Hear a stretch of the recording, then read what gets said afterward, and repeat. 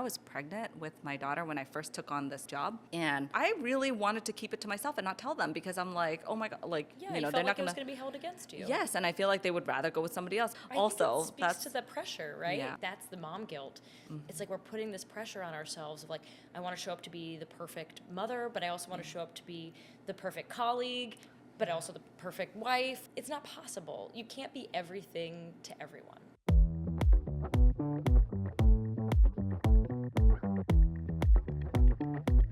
So we're here. Here we are. Happy to meet you. Happy to meet you I too. know. I guess I'll go first. Yeah. So I'm Sarah Bills. I am the Vice President of Partner Marketing at Warner Brothers Discovery. So I oversee Max and Discovery Plus, and I love my job. I get to work with, one of the best shows and most popular shows and movies like The White Lotus and House of the Dragon, and so cool. really get to bring those kinds of great shows and movies to customers all over the country. So that's what I do. Wow, about you? I feel like I should have gone first because yours is so great. And I am Christina Lee. I have been working in B2B SaaS for a long time. I'm a social media strategist. I've been the first social media manager for 5 different SaaS companies. And yeah, B2B is sort of my bread and butter. And That's great. yeah, And where are you based out of? I'm based out of Boston. Very nice. I'm in New Yeah. York, so I'm glad we're getting to meet here in the big city, and looking forward to this convo we're about to have. Yeah, some spicy combo. I know. It's gonna get juicy. So I guess just starting out, what was your first job like? So my first job, I guess my first professional job in social media, I actually worked for this American leather goods company. I remember the first time that, the boss came in and was like, hey, we just sold so many of these particular, like we got so many orders of these particular items, and they all came from Instagram. Me never being a social media manager, I was like, how did you know it came from Instagram? And he was like, oh, we could track all that stuff. I was like, how can you track it? So now I'm shocked, because now I'm like, oh my God, you were really monitoring my job. But yeah, so that was, my first job was a lot of throw crap at the wall and figure it out. My first job was actually at a diner. However, I would say it really did lay the foundation for like how I ended up showing up at work in my career long term. I actually started out as a dishwasher. So that was my very first job, and I was like, if I'm gonna be here, I'm gonna do the best job washing dishes that anyone's ever washed a dish. So obviously from that point on, they're like, how about you go to front of house? And then they're like, how about you actually go become one of our short order cooks? And so that's what I did throughout high school. But I felt like it was such a great foundational moment, because it made me like recognize, like, I don't know, the value of $1, that there's no job that I can't do, there's no job that's beneath me. And then actually once I started like in the corporate world, I felt like I had that same mentality of like, let me just show up and do the best job I know how to do. I might not have gone in, to your point, like knowing all the ins and outs, but if I can learn and be savvy, I can parlay that into like a successful career. And that's essentially what I did. My very first job in media was as a temp packing boxes. So I did that for, I'd say, 3 months, until I was able to really be like, if I'm going to be here, I'm going to pack boxes better than anyone's ever packed a box before. And I feel the competitive nature. Yes. Well, it's a competitive, but it's also like I really feel like I'm someone who likes to push myself. So I ended up, networking, getting a job in sales, and then working my way up to sales manager. And that I was able, once there was an open role at HBO, that's where I was able to move. So I actually feel like I do credit my diner days a little bit for that kind of career trajectory. I was just thinking, in chatting with you, we both left jobs before. And so what made you decide to leave? Yeah. For me, the reason I'd left a prior role was because I didn't feel like I had enough growth opportunity. It wasn't that I was unhappy in the role. It was actually a role I really enjoyed, with people I enjoyed working with. But I knew that, that old adage of like, outside your comfort zone is where the magic happens. I knew if I wanted to continue to have that kind of growth in my career, I'd have to step outside my comfort zone. And that's what I did. So it was scary. It was definitely a leap. It was definitely emotional. But in hindsight, it was the best decision I could have made. Yeah. How about you? My first corporate experience, where I just remember there were a lot of red flags that happened, and I was there for 2 years, and I had debilitating stress-inducing situations that have happened, where there was like some workplace bullying, some inappropriate comments that were trading. And I just remember being told, there was one specific incident that was like the nail in the coffin for me, where I was like, I'm going to quit today. It was when they said to me, you're a salary, because I was going on my PTO, and I was like, oh, I get to finally turn things off and, take a break. And I will never forget, the CEO said to me, you're a salaried employee. You don't get to turn it off. If you want to be hourly and turn it off, then you can do that. But you're a salaried employee. Remember that. Wow. And I just remember thinking, the way people tackle on to the desperation of the job market, and like people just being like, I need a job to be able to live. And so they take advantage of that feeling. I just remember thinking, like, I don't care if I'm poor tomorrow. I'm leaving this job today. I will go work at wherever else. I don't care. I'm leaving. And I didn't even give a 2 weeks notice. I was like, I'm on the job today. I'm out. And I just remember them saying to me as I was like packing up my boxes, like I could hear the comments in the back where it's like, she's never going to make it. She's never going to do anything. Like, good luck trying to get, a recommendation and all this other stuff. But me being 22 years old, packing up my boxes, I was like, I'm going to leave here with my self-righteousness. The boundaries are important, and it sounds like that was a boundary you set. Yeah, it was. And I think like at the time too, I remember because, I grew up with immigrant parents who were very much like, you should appreciate every job that you have. You should always just like be grateful for what you do. And I think I instill a lot of that in me. So that's like similar to you, where it's like, I always want to do the best job possible. But then there does come a point where you're kind of like, all right, but also like, should your job be hurting you in a sense where, you're going home and you're not really relaxing because you're thinking about it all the time? Like, there's a difference between thinking about, the ideas that you can do next, or worrying about the fact of like, am I doing a good enough job? Like, is my work meaningful? Is it being valued? Those are the things that also hits into your confidence too. So I think from that point on, though, like every other job after that has been phenomenal, has been really great and tremendous. It was always hard to leave those jobs, but that particular one really stuck with me. Well, something you said really resonated about gratitude. And I think also, as women, I find myself too feeling like I'm just very grateful and I don't want to rock the boat. And that was something early on that I learned, that it's not personal, and you can be grateful for things, but you can also stand your ground on what you think is important. An example I'd give is really about a time where I was offered a promotion. I was really excited, and I'd earned that promotion, and they gave me the number, and it was lower than what I had hoped for and what I really felt I was worth. So I like mustered up all of my energy. This was early in my career, in my early 20s, and I went back and I said, no, I don't think it's enough, and I really believe I should be more at this number. And I was still going in grateful, but also knowing what my value was. And it was a really hard thing to do, and they agreed. And I ended up getting that extra money that I knew I deserved. But it was really difficult at the moment. How did you come about finding your voice and championing yourself in the workplace? I was working on a project with, my one of my partners, and he was a male counterpart, right? And I felt like I was doing a lot of the heavy lifting of the work. It felt a lot like a school project, like it really did. When you get assigned on this particular assignment and you're like, you work on these two teams together. Him and I have never worked together before, but I was like, that's great, it's fine, let's do this. But I found that I was doing a lot of the heavy lifting, conducting the research, actually implementing like the plan and the strategy, all of that, and doing all the tactics behind it. And then when it came down to it, it was like, you both are getting promoted based on the results of this project. And somehow in the conversation it comes up, and I hear how much he got promoted to, because he was already at a higher level than I was. But then, the next level that he got, I heard the pay amount, and I compared it to myself, which was basically the end of it was that he was going to make double what I was making. And I was like, I don't think this is fair, so I'm going to go in there and just ask.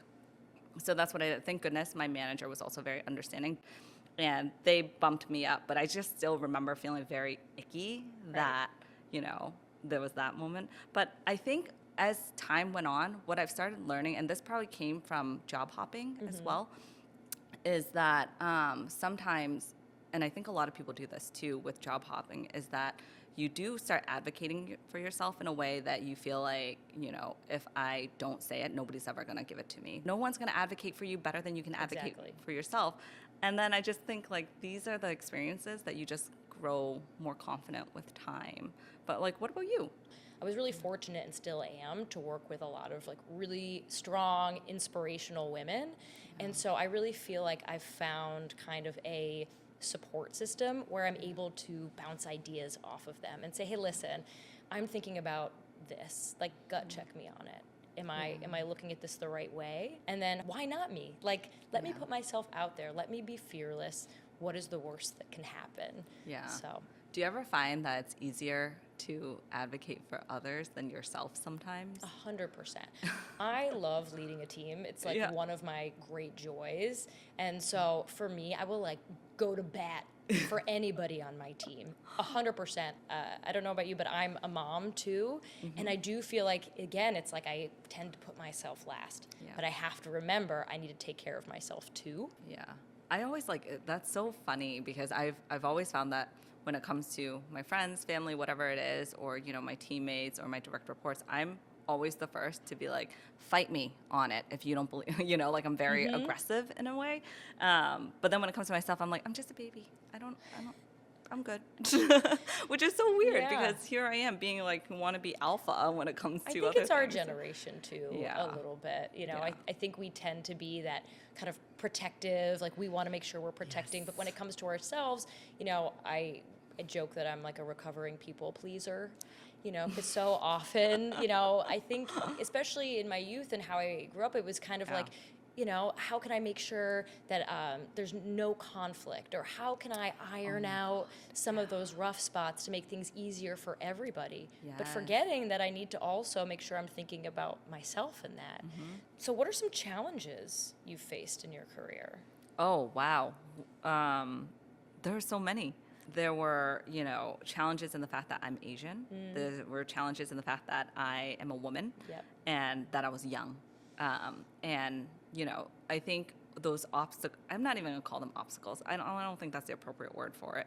These things about me that people thought it was appropriate to sort of stereotype in a way has always led me, I think, to shape my thinking of myself. And so, you know, when people, gosh, I just remember people saying like, a woman's place, you know, you're being a bit of a bitch. Oh, am I allowed to say that? Sorry. I'm like, am I allowed to say that? But, you know, there is a fine line of trying to be direct and being taken seriously and being taken professionally to then being assumed like, oh, you can't take a joke, or, oh, you are just like on your period, and all these other things like that. Like, heaven forbid, a woman can't seem to react in a manner that is displeasing to people.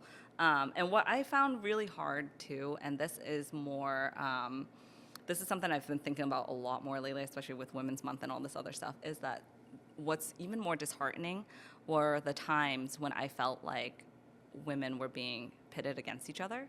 And then we say things like, oh, I don't like hanging out with females. I don't want to be friends with them. And like, those were some of the things that I found was really hard. And I've always gravitated towards strong female friendships, strong female bonds, you know, mentorships and all these other things. But I felt like I didn't have that. And then that kind of transitioned over to when I worked in companies that were more male dominant. I always felt like I constantly had to prove myself. And then, one of these things, I remember, and you probably experienced this as well, but I remember feeling concerned with what I was wearing to work based on who was in the office because of what they would say. Because somebody had once made a comment to me, they're like, you look nice in a pencil skirt. And I just remember wanting to throw up. And I told my mom, and my mom wasn't very helpful in this, and I hope she's not listening, but I told my mom, and at the time she did the best she could, right? She said to me, she was like, oh, it's just a comment. It is what it is. And, you know, we grew up in the 90s, so I guess that's fine. At the time, it's certainly not fine. It doesn't feel fine. It doesn't feel fine. It made me feel gross. It made me feel like I didn't want to go in the meeting if he was in there. It just made me feel like I wasn't being respected and I was being treated as an object. So I guess that's a long roundabout way of saying there were a lot of challenges. And I think how I overcame them is having conversations with, you know, my teammates, my friends, and being like, is this weird? Is this like, can somebody reassure me that I'm not being the crazy one, that I'm not being over the top, that it's not my period? Can somebody please confirm that? And luckily for me, I've always had a really strong circle of friends who were just like, that's not okay. Like, you need to actually confront that and, address it right now and nip it in the bud and be done with it. So now when somebody says something that makes me uncomfortable, I always like to ask them, what do you mean by that? And I wait for the answer, and I let them, maybe they stumble, process what they say. And if they say it again and double it down, I'm going to be like, that's a weird thing to say. Why don't you think about that? And then just walk away, let them stew in their own, because more often than times than not, they would just be like, oh, that's not what I meant. How did you mean it when you said that? How did you mean, when they say, oh, typical Asian, what do you mean by that? What do you mean by typical Asian? Yeah, and I just I genuinely would love to understand, what do you mean by that when you say it's a typical Asian? Because to me, you're telling me then that I shouldn't be proud of my culture. You're telling me then I shouldn't be proud to be a woman, and I'm pretty damn proud. So by all means, tell me what you mean by that. So. As you should be. Yeah. And that sounds really tough. I feel like those are very important tactics, especially to know how to navigate. Because I felt like, especially when I was in my career, I was also very dismissive of comments that I felt were inappropriate. I would just, be like, oh, they must not have meant it. Or, if it made me feel uncomfortable, it was more about me as opposed to what that comment was. But I think to this, now we're empowered to say, I didn't like how that made me feel. Or to your point, what did you mean by that? Because I think now we're of the age where there needs to be more accountability. All right, I have another one for you. Okay. Do you have a core memory of a time when you self-championed? Yes. And it's been really, it's given me a lot of pride to be able to take everything that I know me and the team are doing and synthesize it into a narrative to really show the value of not only what I'm doing, but what the team is doing. We are going a mile a minute at home, at work, and I feel like now with the way the speed of the industry is changing, there's no time to, to take slow decisions. We need to make decisions quickly, but it's so important to take those moments, especially as women, to reflect and say, wow, I can take up some space here. I'm doing a lot. This is a lot to be proud of, and not feeling like you're bragging. It's not bragging. Oh my God, yeah, when you feel like you're bragging, Right. and I think a lot of people can resonate with that feeling. Exactly. Yeah. To me, it was hard to champion myself because I feel like we've been taught to be humble and be modest and ensure that, you're not rocking the boat too much, but it really was illuminating to feel like, wow, no, I can take up some space here. Yeah. We did some things that we're really proud of. Let us scream it from the rooftops, as opposed to suppressing or pushing down all those things that we'd accomplished. So it was a big aha moment for me. Women are known to soften their language in the workplace, especially in emails. What are some examples of you doing this, and how have you adjusted your tone? First of all, I'm a millennial. I like to answer everything in emojis when I can. Heart face, blushy face, whatever you might think. It went from emoticon, the little deet, deet, deet. That's like a Disney Channel. Yeah, totally. But going from there. And I always use exclamation marks. Oh my gosh. Or I did until somebody was like, why are you shouting at me all the time? And I was like, I'm just trying to tell you that I'm excited, that I'm very happy to be here. And they're like, okay, well, you were just replying to an email. Why are you so happy? And I was like, I don't know. I want to be a happy person. I want to seem pleasant. I'm like, I just want you to like me. Can you just like me? Right. But I've learned, I think this also, again, comes with experience. And I don't want to say age, because I think some people are just naturally like this too. But just learning that you don't have to communicate in a way to make yourself likable. You should communicate in a way that is clear and easy to understand. And I've done a lot of work with writing where I'm eliminating a lot of fluff. I try to get to the point, and I was like, if we want to have a whole conversation about it, we can have a conversation about it. It doesn't have to be via email, but I do think I think women just naturally, we are always careful with our tone. We're very observant of people's vibes. So I think that translates over to writing. But Absolutely. definitely have gotten a lot better. I don't even use emojis in my posts anymore. And I recently It's come a long way. Yeah, I worked with a company. They're like, maybe you can add some emojis in your post. I was like, I don't do that. That's not my brand. Sorry. I've moved on from that. Yeah, No. I'm over it. Yeah. My emojis are probably more inappropriate, so Right. we're not going to use it here. Well, it's funny you say that because I still, to this day, I will write out a whole email, and then before I hit send, I go back and I have to edit it to be make it less soft, you know? Because Yeah. I do feel like it just needs to be direct. I don't need to say, like, hey, sorry for following up. You know, just want to see if we're on track for the deadline in a day. I can be like, hey, I still need this by end of day. Any concerns? Yep. And that's okay. And that's still pleasant and polite. You know, I feel like so often, you know, it's just hardwired. Yeah. It's hardwired from especially how we grew up. And so I do feel like I do that for myself. And then I'll do it for my team. An email will go out and I'll be like, you can be more declarative. It's okay. Oh, I like that declarative. Yeah, Very nice. exactly. Like, say what you need, say what you mean, say what you need, be clear. It can still be friendly, but, you know, we don't need to say, like, if it's not too much trouble or I hate to bug you again. You can just say, like, I need this by this date. Yep. Let us know if you have any concerns. Yep. I'm just thinking about all the conversations that are now rolling in my head of all the times where I was like, sorry to bother you. And I'm like, I'm not bothering you. Yeah, You actually we are owe me here at something. work. We're working. We're on the clock. I have a Yes. question that I need an answer to. Can we just Exactly. like get to it? But now, just thinking about all of the emojis and stuff I use, it was so, I feel like even my signature used to always be like, thank you very much, or like over the top. And now I'm just like, thanks. Whereas years ago, that probably would have sent me into oblivion if I wrote thanks to somebody. Because whenever It would've somebody been like, just "Thanks." wrote, or I had a manager who used to just like text me back and put thanks, but THX. And I'm like, He's like, are they mad at me? they hate me. That's it. I have to leave now, pack my boxes and gone. I know. And then later, you know, he'll walk out and be like, what's wrong with you? And I'm like, I don't know. You just replied thanks. So what does that mean?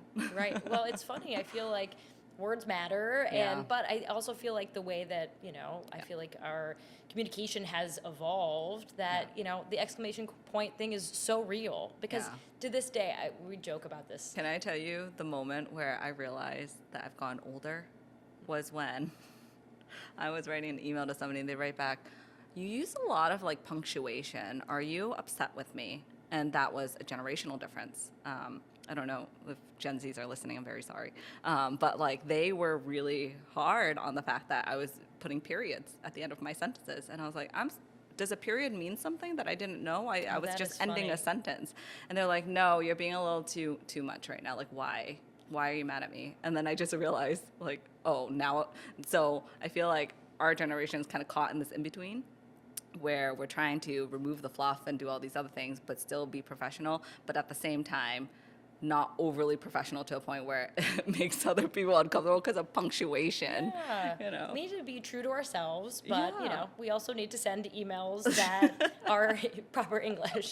There's things that I will not, you know, I will not be able to ever effectively communicate in emojis in a way that is going to be acceptable. Yeah. Like, I'm just not, and I've accepted that, and it's fine. My 12-year-old son would tell me that the emoji that I use is wrong. Like, apparently you can't use a crying, laughing emoji anymore. Oh yeah, that one. I don't even know what that means. You have to use the skull. What is it? The skull or is it the coffin now? Oh, I don't the know. coffin. I feel like they maybe have moved on from Yeah, the maybe skull. it'll be hockey How are we stick next supposed to time. keep Like, up? I don't know. I know. You know, like to go in HE Oh double my hockey gosh, stick. that is funny. Could yeah, be. That could I can't keep up with the trends. No, that's for definitely sure. cannot.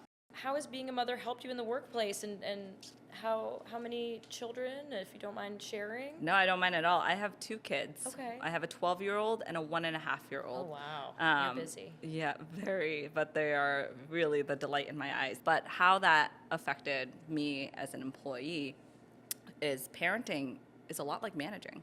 And I think I get a lot of my, like how I manage my team. I see a correlation with how I parent too. Whereas, you know, you're probably not going to be as effective as a manager, as a leader. You're probably not going to get your way if you're just being hostile. If you are just being like, do as I say, not as I do. Right. You know, and I found that I have a lot of empathy for people and how each person is different and how you communicate with them is different and how much of an impact you have just based on how you communicate. And so I do see a lot. And, you know, sometimes when you're facilitating any sort of disagreements in the workplace, you do kind of see it's like mothering Oh, yeah. a little way. You're like, maybe you guys need a timeout. Maybe you need a little bit of break. Maybe you shouldn't have said that. Like, don't punch that person in the face, you know? Right. Kind of one of those things. You shouldn't have ate their snack. I don't know. I know, it's very true. I do, because I also have 2 kids. Oh, how old are they? They are 7 and 4. So okay. yeah, they're 2 boys, and they are boys. high energy, exactly. But I do feel like being a mom has not only enriched my life, but I agree, it's definitely helped with my career as well. I think it's been an exercise in prioritization, because I need to make sure, getting the kids out the door in the morning too. It's like, I've got to get their lunch. I've got to make sure today was crazy sock day. So I've got to make sure I'm thinking about that and making sure I understand, what train is my husband taking to make sure that we both in home to get them time, to relieve our babysitter. So it is definitely an exercise in how do we get as much done as possible? And that is the same in the workforce. So I feel like, too, I'm approaching my day of like, okay, this is the top A1 priority I need to get done, and then this, and then this. And if this doesn't happen, then I need to do this. So I feel like it is an exercise in like, how do we keep as many balls in the air as possible? But also recognizing, I think, with motherhood that like, guess what? A ball's gonna fall. Yeah. And it's okay. Yeah. It's okay if you drop one of the balls, because it is really, at this point at work, not life or death.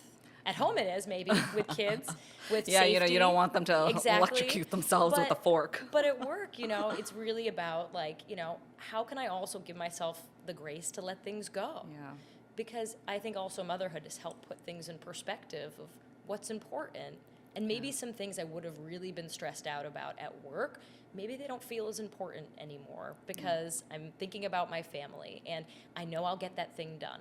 And even if it doesn't get done, maybe AA+++, if I get done A-, well, maybe that's okay for that one project. I know the project that needs the A+, so I'll save the A+ for this one. So I think it's also an exercise in like, how can we prioritize what's on our plates at work, just like at home? Yeah, how we prioritize how easily we can adapt to things not going our way, because more often than not, it probably doesn't go our way or always go as planned. Being resilient, I think that's another thing that's helped me be successful in the workplace and has definitely been reinforced with motherhood, because there's going to be setbacks and there's expectations that we have that don't come to pass. I was just about to ask that question with you, if you don't mind me asking a little bit of a personal question, but do you ever have that mom guilt of working 100%. It's almost like the most debilitating feeling ever. And sometimes I'm like my daughter's very lucky. Both of us work remotely. But my son missed out on I missed out on so many things in my son's life because I was balancing 2 jobs. And I think there's a lot of mothers out there who experience this. A lot of parents out there experience this. But parental guilt, because you're trying to be the best person at work and giving it your all 110%. But then also having to be there for your children as well. And I've always jokingly said, where I was like, corporate America was not made for parents, or at least not in the way that is actually beneficial for your children, and it's so hard. And so I've been a huge voice not a huge voice, I've been voicing my opinions on the fact that parents should have this flexibility to be able to pick up your kids at 3 o'clock, be able to drop your kids off and not worry about being a few minutes late to work because you had to drop your kids off and you were stuck in traffic. Yeah. The stress, all those times, where you're like, I have to make sure I have all of this in my head, worrying about my kids. And then, so there's that guilt of it, of being there for your children. But then there's also the guilt at work where you're like, am I here 100%? Do people view me differently because I'm a mom? I remember I was pregnant with my daughter when I first took on this job. And I was going through the interview process, and I was 5 months pregnant, and I was just like, oh my God, I'm so nervous. I don't want it. And then towards the end, as they gave me the offer letter, I was like, I feel like I have to say this. I am 5 months pregnant. Is that a problem for you? And the recruiter on the line who was, talking to me, she was like, no. Why would that ever be a problem? But of course it crossed your mind. Of course it did. Yes. Of course it did. I really wanted to keep it to myself and not tell them, because I'm like, oh my God, you they're felt not like it was going to be held against you. Yes, and I feel like they would rather go with somebody else, because if I go on maternity leave, that's 12 weeks off, and now what? Thank goodness they give 12 weeks off, because some companies don't even do that. But I remember just thinking, why did I feel so bad about it? Because I'm still, and she reassured me. She was like, you are more than capable of doing your job. That's why we're giving you the offer. We wouldn't rescind it just because you're pregnant. She's like, plus legally, I'm pretty sure we can't do that, right? Well, but I also, think it speaks to the pressure, right? Yeah. And I think it sounds like a lot of that pressure you were putting on yourself too. And I feel like as moms, that's the mom guilt. It's like we're putting this pressure on ourselves of I want to show up to be the perfect mother, but I also want to show up to be the perfect colleague, but also the perfect wife. And, there's this whole kind of identity crisis, at least I know I had, because it's not possible. You can't be everything to everyone.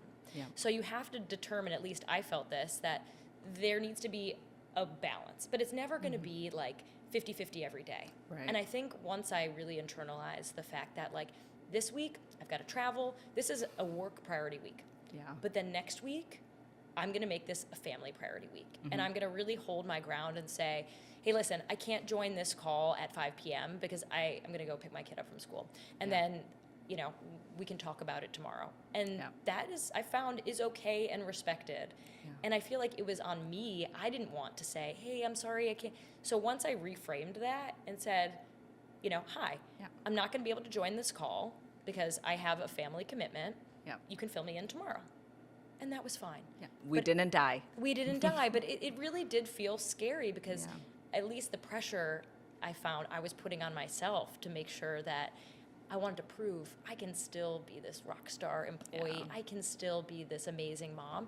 And then once I took myself out of it and realized, guess what? My best is probably good enough. Yeah. You know, I don't need to put so much pressure on myself or beat myself up that I missed a meeting. I missed a meeting, or that like I really would have liked to have picked my kid up from school today, but I couldn't do that. Yeah. So just giving myself the grace, and then, you know, giving that to like, I just had someone recently come back from maternity leave, and I could see, you know, the transition is challenging, and I kept telling them, I don't expect you to jump right in this week and be full steam, like, you know, like give yourself a little bit of a break, you know, like let's talk about kind of the re-onboarding plan, because I don't want you to feel like this is daunting or you're not able to perform your best because you're feeling like you're pulled in a million different directions. So also like being able to have those conversations in the workplace of like, how are you feeling? Or how is this going?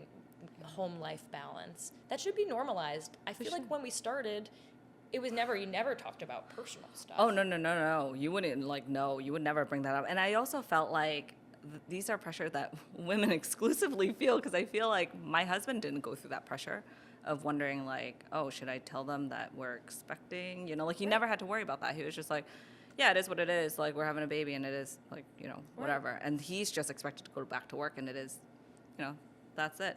But I'm just thinking, like, no, I don't want to feel that way. I don't want to feel the guilt. Like, I should, you know, parenting, that's part of life. It's okay to say, like, you know, I need help on this, or I need advice on that. Yeah. Whereas before, I think it was like, just get your work done, and if heads down, figure it out. Yeah. So I'm really happy that it's at least evolving in that direction. But I think it's also being pushed by people like you and me. Yeah. You know, it's we have to push it forward to have these conversations that maybe were either taboo or there weren't enough women mothers in the workforce to warrant them. But there are now, so let's make it better. I like this question. Ooh, yeah. Who's a woman that you admire and why? You know, this might seem like a cop-out, but I'm going to say my mom. Oh, I love that answer, though. So my mom is someone who, you know, she was a full-time nurse as we grew up, but she made her hours so that she would be home when we were home. She worked pretty early. And she was someone who very clearly sacrificed a lot for my sister and I. And it was very clear that we always came first. And she never hampered any kind of aspiration I had. She was always in my corner. And then when I decided to go to college, I majored in music and German, because I never wanted to be employed, apparently. But she just supported me throughout the whole journey. And she knew at the end of the day, she believed in me wholeheartedly that I know you're going to figure it out. Do the things that, you know, you think you need to do to get there. Never feeling like she was trying to steer me in a direction that wasn't me. She really just gave me the license to be the person that I wanted to be. And that, to me, that support, like, that's helped me be the confident person that I am in the workplace, at home. So shout out to Mom. Mom, we love you. I know. How about you? Who's a woman in your life that's been, or anywhere? To talk a little bit more about that and how foundational it is, the way a parent parents. Sure. I think about that with my children now, with how that navigates, because I grew up in a very structured sort of upbringing where, kind of be seen, not heard, where, you would only get a respectable job if you become like a doctor or something, and there was a lot of pressure to do really well in school, and the idea of, doing things like being a cheerleader or like getting into music or music outside of violin is just like, no. I remember there was actually there was a lot of back and forth in my teen years where it's like, get off that damn computer. You're gonna waste your eyeballs. And it's like, joke's on you now, Mom. I work in social and I'm doing really well. But she now like goes around and like is very proud of the things. I think she just, in her mindset, my mom had always been like, you need to work hard. You need to have a better life than me, because she came from Vietnam and like, she did the whole escaping the country, being an immigrant and all these other things like that. And so I think for her trauma being built in, she's just like, I just want you to have the best life. And this is my vision of what a best life is. And so I think like we all have these generational upbringings and how that affects us. And I see that, honestly, that's translated to how I work too. Sure. Because being likable, other than being a woman, I was like, my parents had a lot with me being like, let me just not ruffle the feathers. I just don't want anybody to fight. Like, I want everybody to get along. I don't want people to not like me. But so I guess back to the question of a woman I admire. I do admire my mom, but I was actually thinking about this question for a little bit, and this is going to be really, really cheesy because I don't think you should idolize celebrities ever. However, I do really love Sophia Bush. I love her in the fact that like the way she communicates and talks and like how she speaks with such conviction. And I, again, right, in the household that I was brought up, I oftentimes had to relate to either my teachers in school or like TV shows and everything like that to kind of like get a sense of how to act as an American. And so I feel like she really kind of shed the light of like, you shouldn't be treated like this in the workplace. You shouldn't have to feel bad because of, your background and all these other stuff. And I just love the fact that she just doesn't hold back with her opinions. And I love strong women. So just being able to sit up there and be like, no, this is wrong, and I don't care if you disagree with me with it. I'm going to state what I think is wrong. Yeah, having a strong voice. Yeah, and I feel like that strong voice is so important, especially for younger women, younger girls who are trying to just navigate their way. Because maybe sometimes, we don't have that community of strong women around us, so we rely on other things. If you're the CEO of the universe, what are the changes you'd implement on behalf of all the women in corporate America day one? I think just pay, like everyone has to wear their pay transparency, like right on the card, right in front. Like just say it as it is and then be done with it, I would like there to be universal childcare. Oh. I would like that very much. I like how your answer is like so proper, and then mine's like, no, I want the pay in front. Like you need to tell me how much you're making there. I just feel like it's something that is such a challenge for working parents, men and women, like getting childcare that is affordable, that's reliable. Like it has been something that it is a dance. Like it is always like, all right, well, now one kid is homesick and who's going to miss the meetings? How are we going to manage this? Yeah. And it's an added stressor, and there's always one of your kids who's sick. Always. And there's also school vacations, and you want to take a lot of the vacations. Not the half with days them, at school. but the half days. So I feel like day one, I would be universal childcare, not only for working parents, it'd be nice for everyone, to be quite frank. Yeah. Because I do think that's something that would also because I have friends too who had very successful careers, became mothers, and then felt like the pay was not sustainable for them to go back to the workforce because they just couldn't afford it based on the cost of care. And it's sad because they're women who really loved their careers. Yeah. So I do feel like that would be something that would have tangible benefits to getting more women, especially further on in their career, to remain in the workforce as we try and get more women in these kind of upper level executive roles, because it'll make it easier for them to not be that sole caregiver, which it ends up, a lot of times that's how it ends up working out. Yeah. Do you ever find that, do you think we'll ever move in a time where it's kind of equal with when it comes to a time where one of the parents have to take off and sacrifice their career? Are we ever going to see a change where maybe the dad stays home? Yeah, I think I'm even seeing it in my little circle where Yeah. I'm finding the dad is staying home a little bit more. Yeah. However, I think it's going to take a little bit of time, and I think it depends where, and it depends on the kind of work both people are doing. Yeah. But I do know two people, my good friends, their husbands are the ones who are at home. Oh, I love that. Yeah, I love that. and I think they're feeling very enriched by it. Yeah. But I will say, I think initially they had both felt there was a little bit of stigma Yeah. where, why are you the one who's home? Oh, all the time. Or, Yeah. oh, your wife works? Oh, interesting. So I think we'll have to also, for men, I think Yeah. also among their ranks, to normalize, like, no, I'm proud of being home with my kids. Yeah. How amazing that I get to be home. What's that whole conversation around millennial dads where they're like, if there's, I see on TikTok a lot where they're like, if there's anything I'm really proud of being married to a millennial man is that he's a millennial dad. And I didn't like really think about that until I looked at, my dynamic with my dad and like how he raised the four of us, or how he was like more hands off versus how my husband's so hands on. And even my mother-in-law was like, oh, my husband would have never changed diapers. And I'm like, excuse me?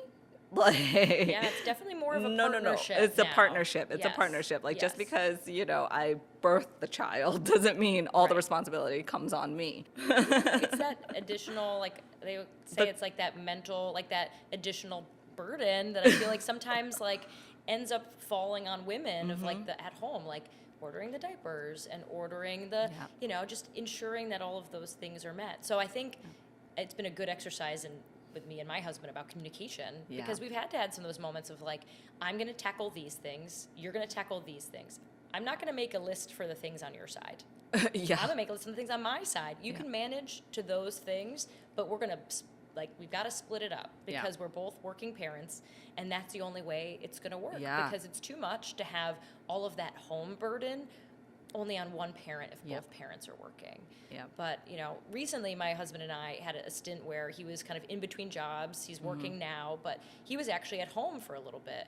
Yeah. And it really was like an eye-opening experience, I think, for both of us, of him feeling like, wow, there's a lot that goes into so much at home. The laundry and all of that. He took a little bit more of like a leadership role in the laundry department, in the household, which was great. But I think it actually really helped us balance our relationship because now that he's, in the office again, we have like a better working understanding of what needs to get done, who's going to do what, how can we divide it up so it's equitable, there's no resentment.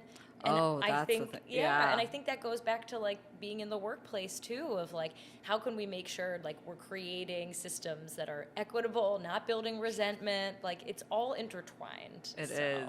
What is the why behind the work that you do every day? It's silly because we always joke, like, oh, it's just TV, but it's not. I don't know, it's more than TV. It helps connect people. Like people need to just unwind at the end of the day, or people need stories to feel connected. So, whether it's water cooler, like watching the White Lotus and like, ooh, like what did you think? I love the White And, Lotus, oh my by the way. gosh, I freaking love it. Like so Theo James. Oh my gosh. It's just it's just one of those things. It's captivated and it's captivated audiences, and so I love being a part of that. So that is why I do it on one side. The other side, and I've said this before, is like the people I work with. Like it's the people on my team, and it just so happens we're very fortunate. Most of my team is women, and it's so created lucky. a really like supportive environment where it feels safe. It feels like we get each other, and I feel like the men are, complementary and a part of that, and it really is just created this environment where we can thrive and we can do the business. So it's kind of a win-win. So that's my why. I love that. What's your why? Money. Just kidding. That too. Let's not forget. No. The why behind the work that I do, I think I've always like been very. It actually does have a lot to do with money, and the reason why money is such a forefront because I have this weird.